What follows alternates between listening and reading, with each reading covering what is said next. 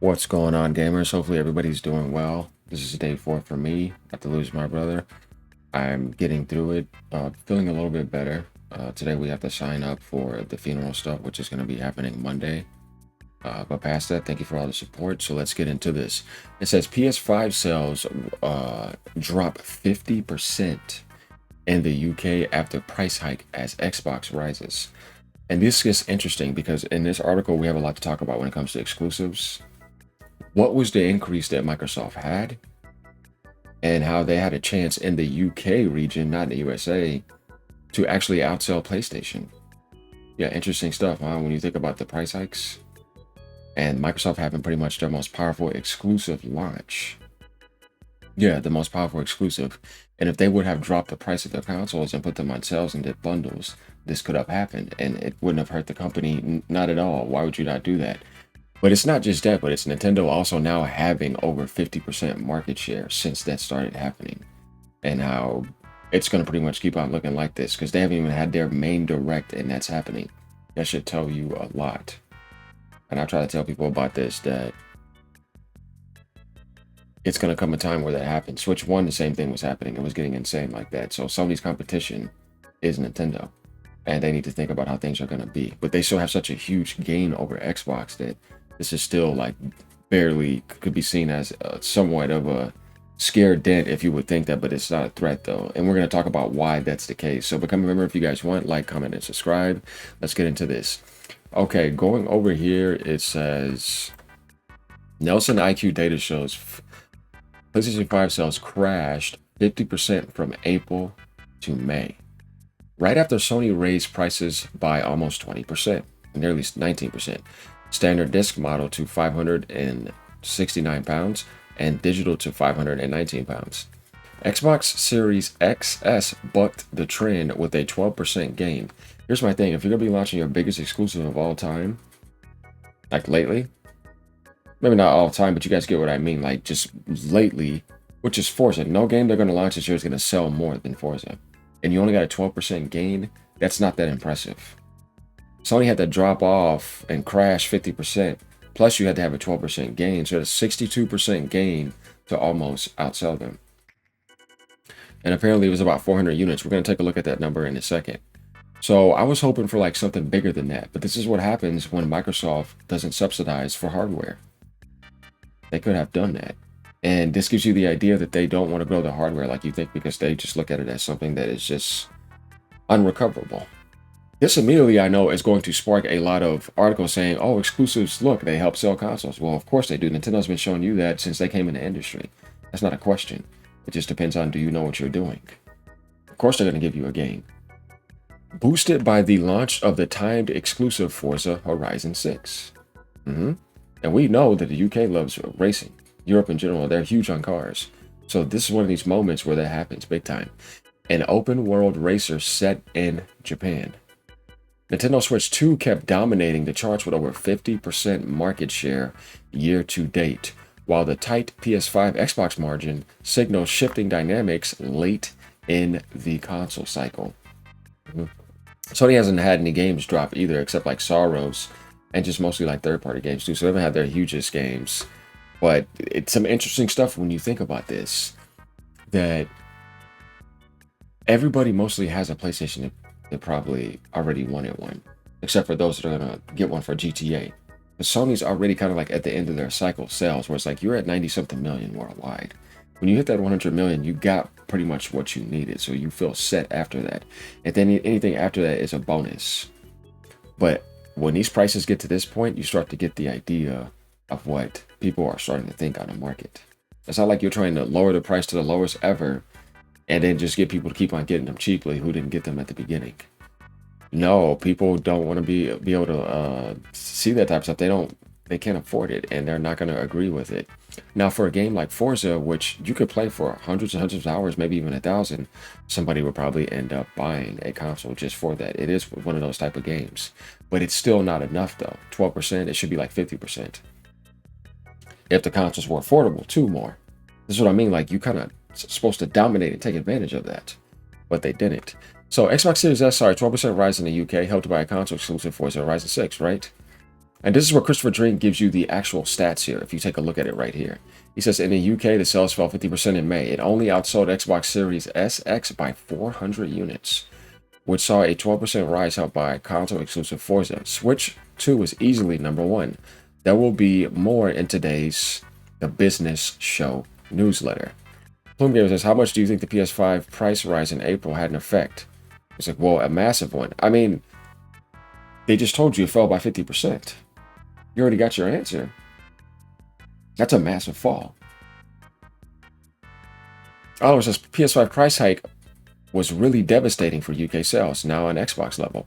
He says, think it pulled sales forward and Forza boosted stuff. So after this, we could see Xbox fall back down again. But there's a possibility if you have a good showcase, that may not be the case, but there's not going to be any more timed exclusives because that's all coming to PlayStation 5. And what is Sony going to do to remedy that if they have to adjust? This is where things get interesting because the showcase they just showed, do you think that would boost their sales for this month? I'm not really convinced. You would have to get closer to the huge titles that are going to be launching this year. You would have to get closer to GTA. It's going to be interesting to see how things turn out in June, isn't it? Now, Nintendo is about to be dropping Splatoon or Star Fox this month, Splatoon the next month, and they have a huge direct coming around the corner. And they have a bundle to where if you buy a Switch 2, you can choose what game you want for free that they allow you to have, Switch 2 exclusive. So they're in a really good window. Their price hike still hasn't went up. They're trying to get as much in as possible because it's now, today, I think, the first year anniversary of the Switch 2. And this is where Sony needs to realize that now Nintendo's going to start getting an insane market share. What are you going to do about that? And they're about to drop their huge direct. They always know how to play the game very well. PlayStation's playing the game very well also, but then at the same time, I think they should have subsidized a bit on the Pro and had that at like 800. But they had to go up hugely. Nintendo was smart by only going up 50 because they're still early in their console cycle. Microsoft still has more money than Nintendo and Sony put together times whatever, you know what I mean? So I think that when Forza launched, they should have had console bundles and added $100 cheaper. Why not? But they didn't want to do that. They want as much profit as possible. They're letting you know that. Because this right here, 12%, is a little bit of a fluke. Because it's not like you're catching up to PlayStation now. No. You're still so far behind, it's not even funny. Like Sony has tripled their console sales. So there would be a lot more room that needed to be improved if they wanted to go down that route. And I think we know what I'm talking about. Luke says, I wonder how Switch 2 price increase will change this. Guess it's going to dominate until GTA 6. And I think GTA 6 will eventually come on the Switch 2 as well. If you guys want to think that it won't, I don't know. I think if it can get on the Series S, it can get on the Switch 2, and Rockstar's going to find a way to want to do that because they're going to want to get as much sales as possible. I think it's going to be a thing. But probably before that, they'll drop like Red Dead 2 and GTA 5. Well. Xbox Arshashara sees your Titan IPs being exclusive does indeed make a difference. Kind of. 12% is not impressive for your Titan IP. It's 90 plus something meta. Sorry, it's not that impressive. But it's cool to see that, you know, obviously exclusive does help out. You have plenty big hidden IPs to do the same with. Making games like Call of Duty exclusive doesn't make sense, but giving the likes of Call of Duty substantial exclusive content would. But that's the thing, you're locked in a 10-year contract. You have to get that money back. It costs too much. Xbox by itself, even if you were moving hardware like PlayStation and only selling 4 to 5 million on there, it's not going to be enough for Call of Duty. They need like 15 million across multiple platforms. That's why the Switch 2 version is coming. Your single-player big titles like Fable, Elder Scrolls 6, Fallout would make a huge difference if they were fully Xbox exclusive. Well, the problem with that is that they're scared to do that because that would kill their publishing. We've talked about this before, but obviously exclusives make a difference. But that's something you have to do at the beginning of your generation. You can't think about doing this all the way to the end when everything's been crashed and the hardware is kind of like in the grave. That's just Xbox getting that 12% spike in the situation of where it was at. Even if Sony didn't drop the price, they still only would have seen that 12%. That's something you have to think about. And that's not good enough. You see what I mean? So it's like, oh, the most I could have done then if I did this was 12% boost on Forza. You just got kind of like your answer right there in the UK. Well, let's see what it's going to be worldwide. We got our answer in the USA. It's still No. You see what I mean? So that's what you have to look at. Separate the Sony stuff and say, what if I did do this? And with the way this market is now, I'm only getting a 12% price increase because the price is still outrageous for both consoles. So thinking this is going to be the case to help out, it's still a risk of losing so much publishing money and profit and development, you know, quality. And what I mean by that is that you're making a huge mistake if you damage those developers by thinking that because you didn't get that publishing power back, you might have to lay off somebody. You might lower and tank their morale because they're not getting the sales that they want. You're putting their stuff day one on Game Pass. How are they thinking about getting back that profit and money? We've seen this happen already before. That's a problem here.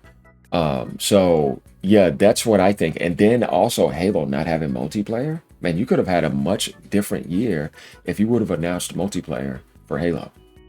Because I think that would help you sell millions and millions of more, because it's going to be a game that always is going to be able to be played, not just playing the same campaign over and over again. For a title historically that dominated the world to a certain extent, the shooter world, when it had multiplayer. And because of multiplayer, and everybody was getting on the mic and playing it, it was a phenomenon. And for you not to honor that legacy, to me, is just absolutely stupid. And just dumping it on Unreal Engine 5 and adding in a sprint button to make some extra profit off of its legacy. It's like, wow, that's very cowardly. So this guy says, who wants to wait 3.5 years to play Forza Horizon 6? Well, I tell you what. I tell you what. Forza Horizon 6 is coming to PlayStation this year. Don't be surprised if they drop it this month in that showcase, or announce it for next month. But it's close. That's not going to be happening anymore. People just don't want to wait in general, because if you're a racer lover, you know, like they are in Europe, yeah, that's going to happen. So it's interesting seeing how some of these articles are going to go. Okay, so we see this kind of going down here. Going over to Club Grill, let's see what happens here. 400 extra systems. Imagine growth of console sales if not price increase and better stock. That's what I'm saying. I think it's kind of also important to note that Forza Horizon 6 is already publicly announced for PS5. Xbox isn't pushing it as an exclusive anywhere via marketing, yet it still achieved an impact. That's interesting, but still, things not being available, people still want to get their hands on it. So that's kind of the FOMO effect that was had on that. And I get what you're saying, because you can also get it on Steam as well. This is something Microsoft did, but this is another interesting perspective. But could exclusive sell consoles? What a shocking concept. Yeah, and this is gonna, like, I'll tell you what, guys, when stuff like this happens, this is also going to give people the mindset of probably increasing the, you know, pounding on the door at Microsoft and at onshot. See what exclusives do? You know, make everything exclusive, but they're not going to do it. Because I still think this is expected, like I said, with that small window of, you can only get it here. Not everybody wants the game on PC. And it's the UK where it's like, that's a huge racing world, you know, over there. Germany, you know, certain other spots in Europe, they love their racing. That's why you had the Euro beats with Initial D and stuff like that. And you take a look at history, you'll figure that out. So this guy says, so they sold 12 more units. Series consoles only just now made a comeback in the most of the Europe. Microsoft pulled them probably 15 months ago or something. I forgot about that. There was definitely some talk about that as well. So what do you guys think about this? I want you to leave a comment down below. Do you think that they should have sold more? Do you think that Microsoft should have dropped the price? Like I said, do you think that Microsoft should have dropped the price at the USA and added in bundles to get as much hardware growth as possible if they really cared about that? I think so. If they did, they would have done it, but they didn't do that. They're just looking for raw profit now and maximizing their publishing. That's what I think. Otherwise, yeah, we would have seen a bigger gain here. But apparently they also don't have enough stock for GTA from what I was reading about that. And that's not good. Sony's obviously not threatened because they're in a good position. They have the marketing rights for GTA 6. They got Wolverine. And they got a couple other games coming out this year. Nintendo is not threatened at all either. They're going to keep dominating and doing what they're doing. They haven't even launched their biggest direct and they're dominating like this. So this is going to give you an idea that, yeah, I think that direct is going to light up the world. And then we're going to see if the Xbox Showcase is going to light up the world. I think both obviously, though I know for sure Nintendo Direct's going to be better than the PlayStation State of Play, but I think that Microsoft has a chance with their showcase, even though it's not going to be an exclusive showcase, but they still have a chance to make that showcase be better than the PlayStation showcase. No doubt about that. So we can take a look at some more comments here by Gaz's post. Basically saying, oh, look, compelling timed exclusives help sell more Xboxes and to be near parity with PlayStation. Insert shock here. Only in the sense of 50% price, 50% hardware drop because of that. Now imagine what non-timed exclusives would do to hardware sales. Well, everybody knows this. He says, time is still useless. Absolutely no one will buy an Xbox to play Blade, Elder Scrolls 6, Clockwork, Gears 6 months early. Yeah, timed ain't that one. It needs to be full.